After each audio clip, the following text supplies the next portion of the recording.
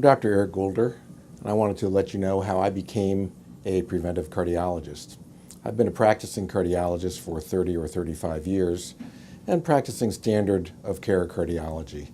Way back when I started in practice, I had a young man come in with a heart attack. This is before the days of balloon angioplasty and stenting. This young man really had no risk factors for coronary disease. He did not have high blood pressure, he did not have diabetes, he was not a smoker. Unfortunately, he had a large heart attack and went on to die over the next 48 hours from this heart attack. And this event really bothered me because not only because the patient passed away, but also because it showed me that there is something that we're missing about the treatment of coronary disease.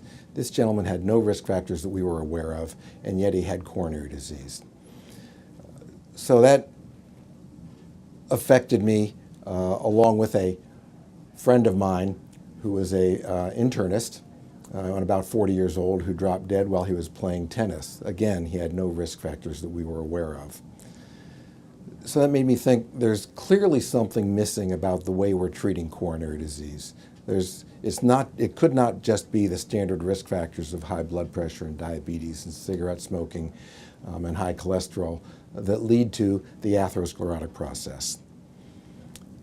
About 5 or 6 years ago, I was introduced to the Bale-Dineen method, developed by Doctors Bradley Bale and Amy Dineen, which is a preventive approach to atherosclerosis.